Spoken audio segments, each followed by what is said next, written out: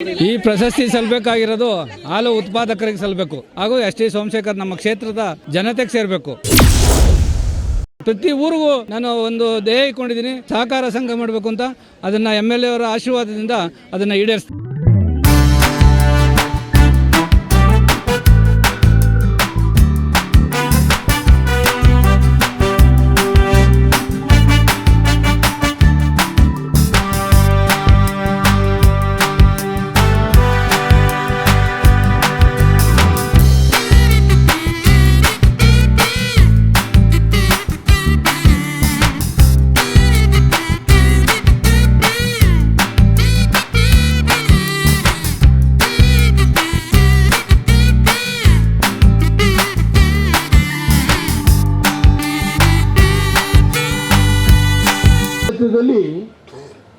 ಸೇಡಿನ ಮನೋಭಾವ ಇರಬಾರದು,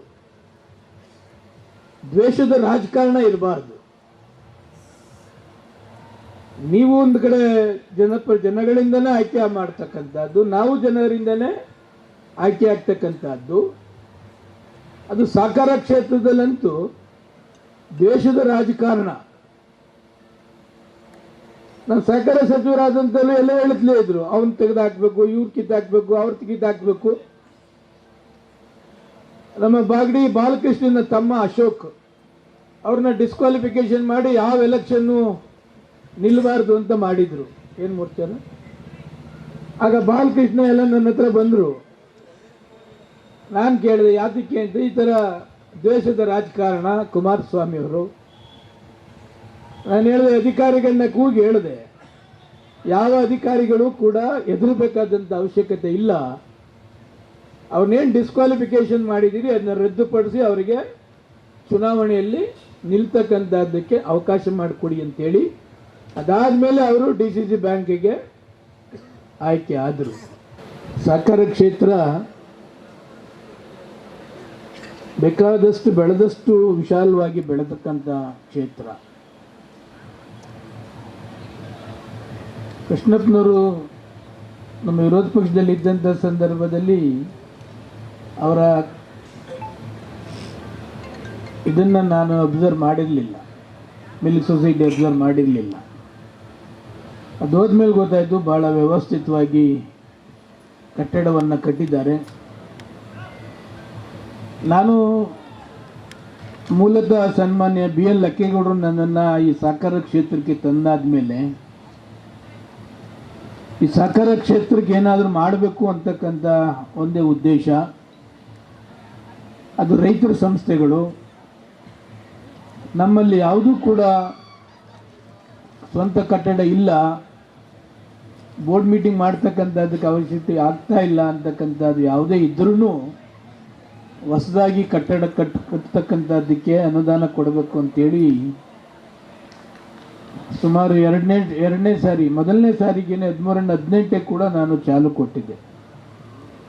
ಚನ್ನಪಣ್ಣ ಚುನಾವಣೆಯಲ್ಲಿ ನಾನು ಇದೇ ಥರ ಸಭೆಯನ್ನು ಮಾಡಿದ್ರು. ಕೇಳಿದೆ ನಾನು, ಇಲ್ಲ ಸರ್, ಶಾಸಕರು ಅನುದಾನ ಏನು ಕೊಡ್ತಾ ಇಲ್ಲ, ಮಿಲ್ ಸೊಸೈಟಿಗಳಿಗೆ ಜಾಸ್ತಿ ಗಮನ ಕೊಡ್ತಾ ಇಲ್ಲ ಅಂತ.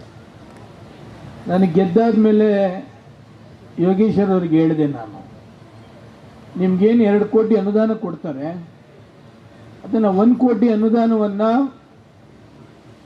ಮಿಲ್ ಸೊಸೈಟಿಗೆ ಮೀಸಲಿಡಪ್ಪ. ರೈತರ ಸಂಸ್ಥೆಗಳು, ರೈತರ ಸಂಸ್ಥೆಗೆ ಕೊಡದೆ ಇನ್ಯಾವ ಸಂಸ್ಥೆಗೆ ನೀವು ಕೊಡ್ತೀರಿ ಅಂತೇಳಿ ತಕ್ಷಣ ಚನ್ನಪಣ್ಣದ ಲಿಂಗೇಶ್ ಅವರಿಗೆ ಫೋನ್ ಮಾಡಿ ಈ ಥರ ಪಟ್ಟಿ ಮಾಡಪ್ಪ, ಯಾವುದಾದ್ರೂ ಮಿಲ್ ಸೊಸೈಟಿಗೆ ಅನುದಾನ ಕೊಡಬೇಕು ಅದನ್ನೆಲ್ಲವನ್ನ ಕೂಡ ಕೊಡ್ತೀವಿ ಅಂತೇಳಿ. ಈ ಪ್ರಶಸ್ತಿ ಸಲ್ಲಬೇಕಾಗಿರೋದು ಹಾಲು ಉತ್ಪಾದಕರಿಗೆ ಸಲ್ಲಬೇಕು ಹಾಗೂ ಎಸ್ ಟಿ ಸೋಮಶೇಖರ್ ನಮ್ಮ ಕ್ಷೇತ್ರದ ಜನತೆಗೆ ಸೇರಬೇಕು. ಹಾಗೆಯೇ ನಮ್ಮ ಹಾಲು ಉತ್ಪಾದಕರ ಸಂಘನ ತುಂಬ ಇಂಪ್ರೂವ್ ಮಾಡೋ ಕಾಲ ಬಂದಿದೆ ಇವಾಗ. ನನಗೆ ಇಷ್ಟು ದಿನ ಶಾಸಕರ ಸಹಕಾರತ್ವ ಇರಲಿಲ್ಲ, ಈಗ ಸಹಕಾರದ ಬೆಂಬಲ, ಅದರಿಂದ ಉತ್ತಮ ರೀತಿಯಲ್ಲಿ ನಮ್ಮ ತಾಲೂಕನ್ನು ಅಭಿವೃದ್ಧಿಪಡಿಸ್ತೀನಿ. ಹಾಗೆಯೇ ಪ್ರತಿ ಹಳ್ಳಿಲೂ ಒಂದೊಂದು ಸಂಘ ಇರಬೇಕು. ನಮ್ಮ CM ಅವರು ಬಾಗಲಕೋಟೆಯಲ್ಲಿ ನಾನು ಪ್ರಶಸ್ತಿ ಪಡೆಯುವಾಗ ಹೇಳಿದ್ರು, ಒಂದು ಊರಿಗೆ ಒಂದು ದೇವಸ್ಥಾನ ಇರಬೇಕು, ಒಂದು ಸ್ಕೂಲ್ ಇರಬೇಕು, ಒಂದು ಹಾಲಿನ ಡೈರಿ ಇರಬೇಕು.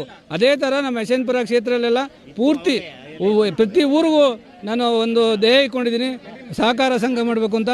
ಅದನ್ನು MLA ಅವರ ಆಶೀರ್ವಾದದಿಂದ ಅದನ್ನು ಈಡೇರಿಸ್ತೀನಿ. ಹಾಗೆಯೇ ಬೆಂಗಳೂರು ಡೈರಿ ಈಗ ಉತ್ತಮವಾಗಿ ನಡೀತಾ ಇದೆ.